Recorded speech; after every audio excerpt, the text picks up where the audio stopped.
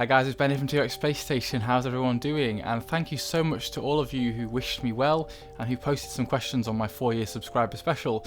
In this video, I'm basically going to go through the list and try to answer your questions. And I'm actually not giving myself any time to prepare, so it's going to be a little bit off the cuff and just in order that I come across, I guess. So the first question I'll answer is by Daz Sega Socks, really great guy, and he asks, which Pink Floyd album is your favourite and why?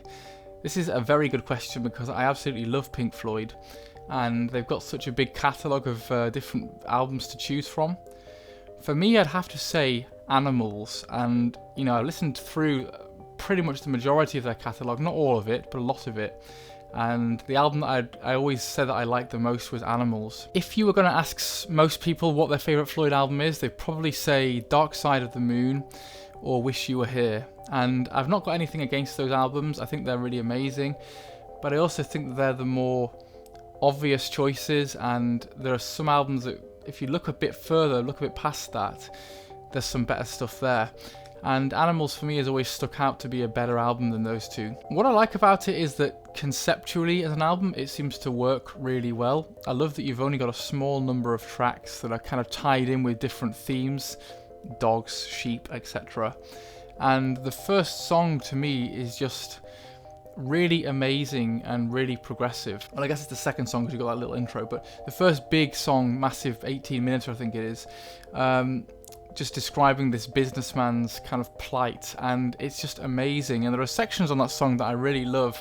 There's a certain riff where it goes do do go go do, then just holds, and then these two dual guitar harmonies they'll come in, and that moment is just magnificent. Yeah, to me it's a really creative album with a lot of eccentric lyrics and really good mixture of different vibes there, and it's very, very progressive.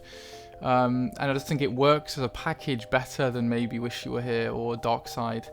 But you know, it's not an easy thing to discuss with a band as great as Pink Floyd. One thing that you'll never find me saying though is one of the earlier 60s albums. I really didn't like the old Arnold Line type stuff. For some reason I could never get into that 60s vibe. It's possibly the same reason why I don't really like the Beatles and stuff.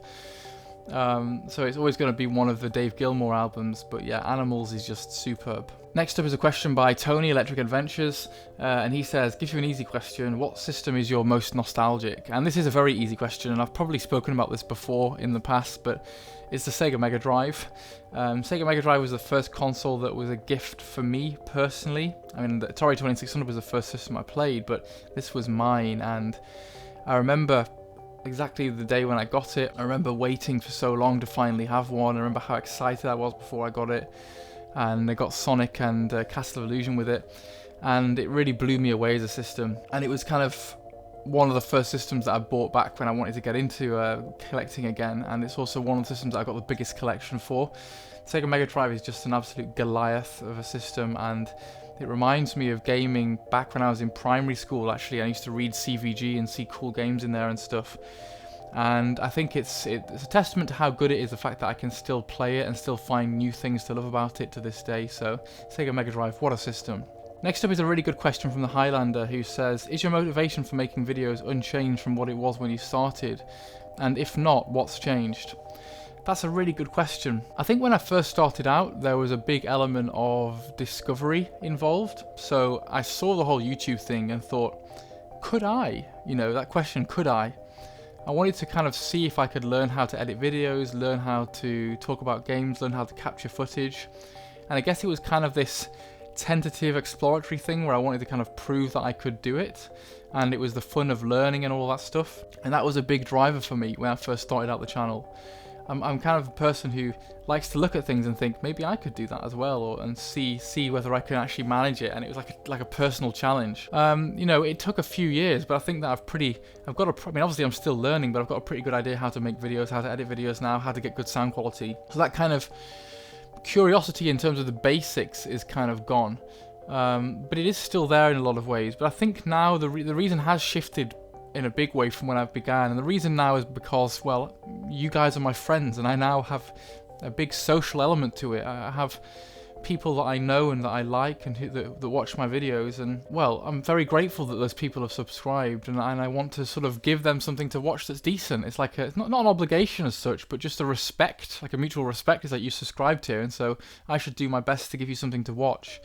So that's a big motivator, the fact that I know that there are friends, there are interesting people that I really like who want to watch and who are waiting for the next video. So that's a big driver. And I guess the other reason why I kind of do it now is to see, it's like the question of how far could it go? Could I drive this further and further? I think the proof of concept that I can do a channel, I can make videos is there, but it's like now is like, well, the other question is, but what if? And it's like seeing if I can hone it down, and if certain types of videos, certain approaches to it, certain styles of doing video could be appealing. And so there is still that kind of what if question that I had at the beginning. So I think the motivation mainly has changed, because now it's about friends and about a community, a search in inverted commas, and about you guys. But there's always still that part of me that finds this a really great learning curve, a kind of experiment. And yes, bits of it I've ticked off, I've learned how to do, but there's still a whole ton of things I've got to learn. And there's also the kind of challenge of maybe wanting to get to 1,000 subscribers one day. For some reason, that's like where the line is. Like once I've got to 1,000 subscribers, I'll be like, well, I've proved to myself that I can do this. That's completely arbitrary, and actually I'm really happy with the number of subs that I have now. But for some reason, when I was a smaller channel, I'd look up to those channels that have 1,000 subscribers and be like, wow, that's when you've made it. I'm sure that when you get there, you don't feel like you have, but yeah, the motivation's changed. It's about you guys now. That is a really great question, Highlander. Okay, there's a really good question here from Brad Allison, and he says, if you had to whittle your game collection down to 3 titles, what would they be? And I've not prepared this, so it's going to be basically the first 3 things that I think of, I suppose. You're going to want something with a massive amount of content, so I'd probably go for Skyrim. Skyrim is an ultimately very replayable game. There's loads of different things that I've not explored in it. I've got the DLC content there. There's different paths you can take, and there's a massive, beautiful world that I love to explore. So I would probably choose Skyrim because I think it's got a lot of life in it. There's mods and things. There's a lot of different ways you can approach that game. I think it would last for a long time, so yeah, I would pick that. Probably pick another open world game for the second one as well, I would guess. Maybe I'd pick Grand Theft Auto 3, which was one of my favourite GTA games back in the day. I really love just noodling around, racing around in that, doing some of the missions, all that kind of stuff, faffing around, and it's a really nostalgic one for me. And then probably I'd pick a shoot 'em up, one that I'm really fond of that I've not beat yet, or maybe one that I have beat. Why don't we say something like Fireshock? Fireshock is one of my favourite shoot 'em ups on the Sega Mega Drive, and I love playing it. Whenever I get stressed and stuff, I just love playing through that game and giving it a bit of a go. So yeah, that's 3 random games that I've kind of just on the top of my head. If I was to give that question more thought, I would probably come up with 3 completely different games, but in the nature of time, we'll roll with those 3.